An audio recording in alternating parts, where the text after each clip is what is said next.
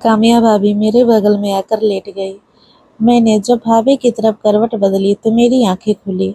मैंने जैसे ही भाभी को देखा तो कहा, आप आ गई भाभी? तो वह कहने लगी, सॉरी, बहुत इंतजार करवाया ना। भाभी को देखकर मेरा दिल जोर से धड़क रहा था। वो इतनी खूबसूरत लग रही थी। उन्होंने नेट की नाइटी पहनी थी जिसमें उनका गोरा बदन छलक रहा था, उनके खुले बाल और वो लिपस्टिक। फिर मैंने कहा, भाभी अब रहा नहीं जाता। इतना कहकर मैं टूट पड़ा। फिर हमारा खेल शुरू हुआ और फिर भाभी ने दोनों खोलकर, मेरा नाम कुणाल है, मेरी उम्र अभी 22 साल है। मुझे कुंवारी लड़कियां नहीं बल्कि शादीशुदा औरतों में ज़्यादा दिलचस्पी है जो आंटी जैसी दिखती हो। जब मैं हरी भरी किसी भी आंटी को देख लेता तो मेरे मन के अंदर से नागिन डांस करने लगता था। आज स्कूल में गर्मियों की छुट्टी पड़ी तो मम्मी ने कहा कि नानी के घर चलना है, कुछ दिन वहाँ घूमकर आएंगे।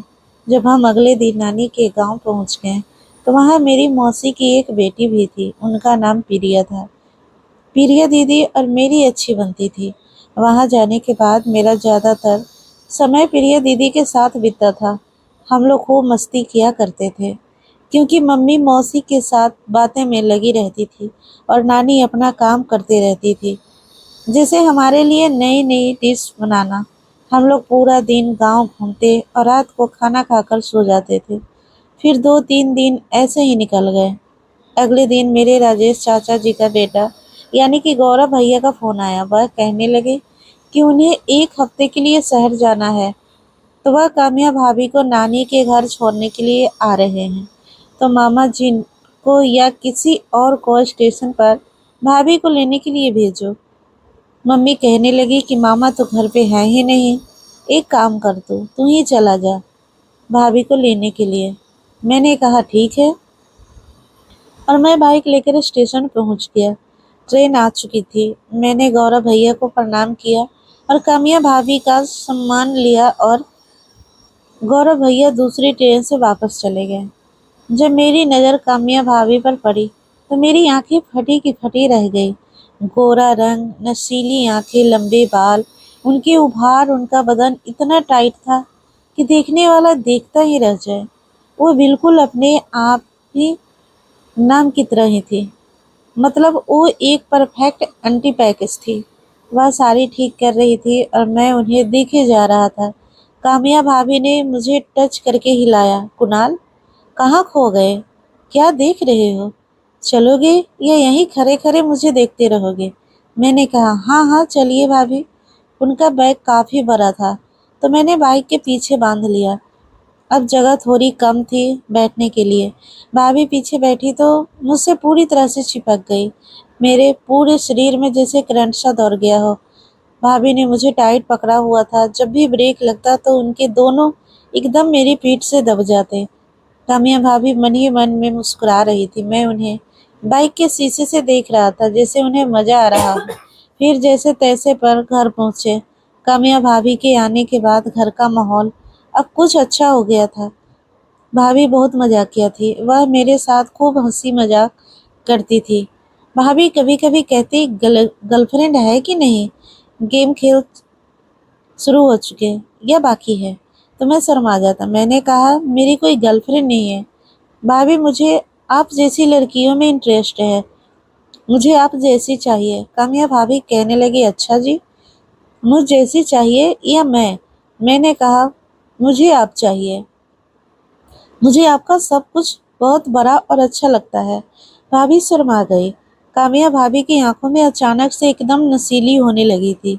फिर वह कहने लगी, अच्छा और बताओ क्या मन करता है तुम्हारा मुझे देखकर? मैंने कहा, सब कुछ करने का मन करता है।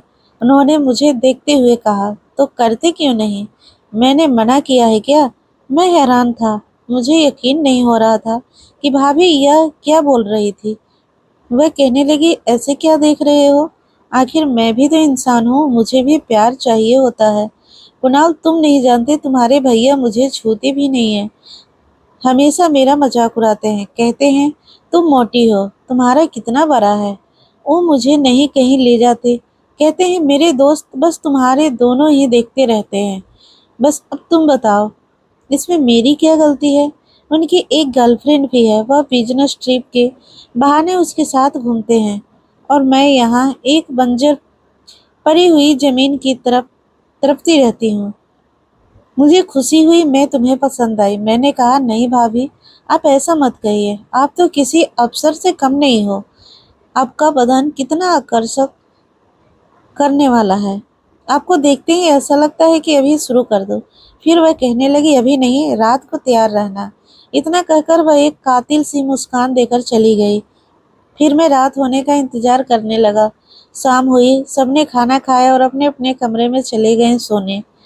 मैंने भी सोने का नाटक किया, लेकिन मैं तो काम्या भाभी का इंतजार कर रहा था। काफी देर हो गई, काम्या भाभी अभी नहीं आई। मुझे कब नींद आ गई पता ही नहीं चला। फिर भाभी मेरे बगल में आकर लेट गई। मैंने जब भाभी की तरफ करवट बदली तो मेरी आंखें खुली। मैंने जैसे ही भाभी को देखा तो कहा, अब आ गई भाभी? तो वो कहने लगी सॉरी, बहुत इंतजार करवाया ना। भाभी को देखकर मेरा दिल जोर से धड़क रहा था। वो इतनी खूबसूरत लग रही थी। उन्होंने नेट की नाइटी पहनी थी जिसमें से उनका गोरा बदन झलक रहा था, उनके खुले बाल और वह लिपस्टिक। फिर मैंने कहा भाभी अब रहा नहीं जाता। इतना कहकर मैं टूट पड़ा। फिर हमारा खेल शुरू हुआ और फिर भाभी ने दोनों खोलकर, भाभी एकदम सातवें आसमान पर थी। मुझे हैरानी हुई कि भाभी मुझे कुछ भी करने से रोक ही नहीं रही थी, जैसे वह इस प्यार के लिए बहुत तड़पी हो। आखिर वह भी क्या करती, भैया ने उन्हें जो प्यार मिलना चाहिए था वह मिलता जो नहीं था। घमासान युद्ध के बाद मैंने हथियार डाल दिए और सागर की लहरें खामोश हो गई। कामिया भाभी के चेहरे पर वह सुकून की मुस्कान थी जो बता रही थी कि उनकी खाली पड़ी बंजर जमीन पर आज बरसात हो गई। फिर क्या था, रात भर में ऐसे कई युद्ध हुए जो सुबह तक चले। सुबह जब कामिया भाभी जाने लगी तो उन्होंने मुझसे कहा, वादा करो मुझसे यूं ही प्यार करते रहोगे। मैंने कहा हाँ भाभी, मैं आपको हमेशा सुकून देता रहूंगा, फिर चाहे आप जहाँ भी हो। उसके बाद हम अलग हुए। विश्वास नहीं होता है कि गौरव भैया भाभी को छोड़कर किसी और के पीछे भागते हैं और फिर लोग औरत को गलत समझते हैं। तो दोस्तों, कैसी लगी आपको यह कहानी? मुझे कमेंट करके ज़रूर बताएं। अगर अच्छी लगी हो तो प्लीज़ लाइक कीजिए, शेयर कीजिए और सब्सक्राइब करना ना भूलिए। फिर मिलते हैं नई कहानी के साथ। और दोस्तों, आप लोग हाई बटन को दबाना ना भूलिएगा। धन्यवाद।